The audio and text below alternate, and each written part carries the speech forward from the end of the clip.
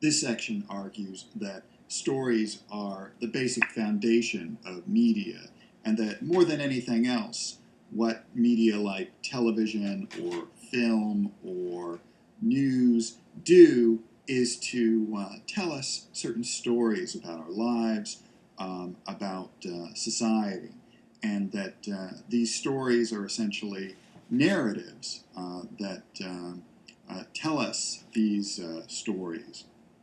So, I guess a big question that we'll continue to talk about is what are these stories? What are these, basic stories that unfold on TV and in film and music and in news and information media outlets? And how do these stories shape our view of the world around us? And perhaps how do these stories shape our political views? Just to give you one example, um, when we're talking about media more generally, we could ask questions about what kind of stories do TV shows, both fictional and news, what kind of stories do TV shows tell us about crime and violence and who commits crime and why crime is committed in our society? And how do these stories about crime shape our views of society, why crime exists, and what we should do about it? For instance, some scholars argue that TV shows tend to present people of color, especially African Americans and Latinos, as being responsible for a lot of the crime that's committed in society, and that criminals are just presented as bad, evil people, all right, and that we see that in terms of the way in which crime is represented on local TV news, but also on police procedurals like CSI and the Law and Order spinoffs and so on. So how, if crime is represented in that way, does that encourage a certain view of the world for the viewer? Do we wind up seeing criminals essentially as bad, evil people that are usually black or Latino? And does that encourage and cultivate certain political views? Do we wind up thinking that people that commit crime should be put away in prison for long periods of time? Do we wind up supporting draconian policies like racial profiling or long criminal sentences, or perhaps supporting the death penalty in certain extreme situations? So again, we'll continue talking about this. What are some of the core stories that are told in media, and what impact do they have on our view of the world and on our political views, if any?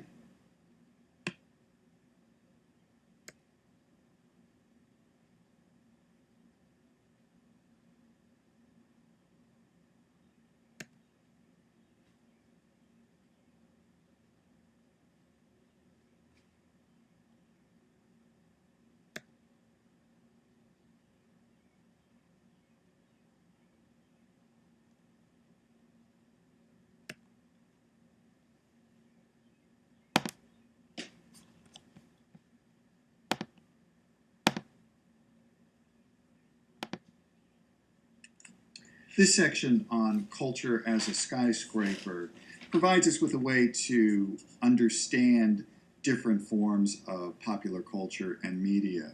Essentially, what this metaphor does is to argue that we can categorize different forms of popular culture, and that we can make a distinction between forms of popular culture that are considered to be high culture, all right, that are on the higher floors of the skyscraper, and other forms of culture that are considered low culture, that would be on lower forms or lower floors of the skyscraper. Forms of high culture are culture like the opera, the ballet, the symphony, whereas forms of low culture that would be on the lower floors of the building or the skyscraper would be things like, hip hop or rap music, reality TV shows, soap operas, or talk shows on radio. Now, these scholars or critics that make this distinction between high culture and low culture are not only categorizing popular culture and media, but they're also evaluating it in certain ways. Essentially, forms of high culture are considered to be really good and desirable, whereas forms of low culture are really denigrated and condemned as really banal, crass, meaningless, and worthless. Forms of high culture like opera and the ballet are seen as really good and desirable because they're considered to be very sophisticated, complicated, artistic forms of popular culture that require a lot of education to sufficiently appreciate. Forms of culture like the ballet or the symphony in this perspective are seen as really complicated, very intricate forms of culture. On the other hand, low culture, things like hip hop music or reality TV shows, are really castigated as being really crass, really base, appealing to people's prurient or baser instincts, and that they don't require any kind of sophistication to appreciate. Now, these scholars also argue that there are certain effects or influences of high culture and low culture on audiences that are essentially good or bad for people and for society more generally.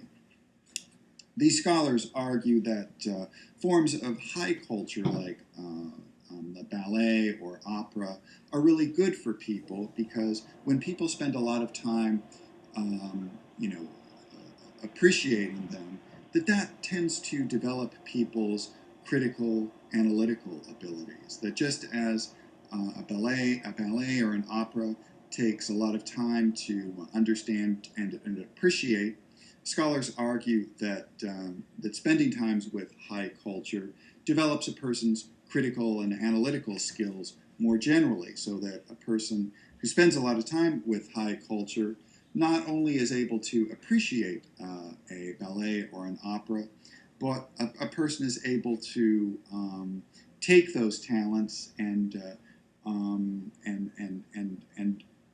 apply them to other realms of life, so that the critical analytical abilities developed in paying attention to opera and ballet will be able to be used in the realm of politics and news and society, so that a person is able to use these critical analytical abilities to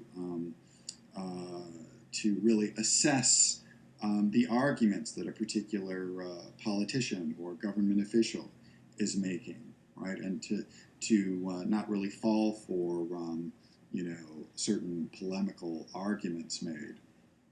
On the other hand, people that pay a lot of attention to low culture, that spend a lot of time watching reality TV shows or listening to popular music, wind up becoming almost less intelligent, that they wind up being less critical in their everyday lives. Essentially, the argument is it's similar to when people say, well, you are what you eat.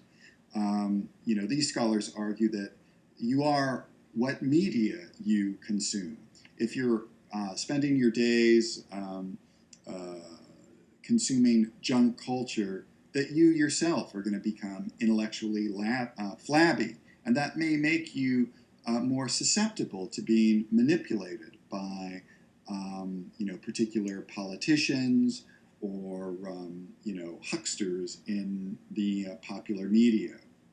So these scholars argue that it's much better if people pay more attention to high culture than low culture.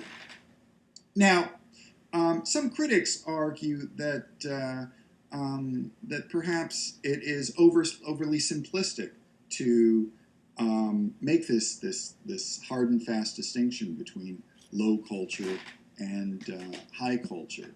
For instance, where do you put a TV show like The Sopranos?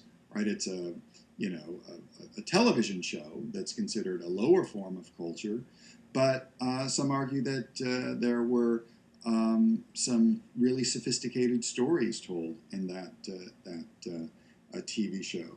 And also, can we really write off all of hip hop and rap as forms of low culture when some critics argue that there's a lot of artistry and creativity in that form of popular culture and popular music? So, a couple of questions for you to think about. One is, can we make this distinction between high and low culture?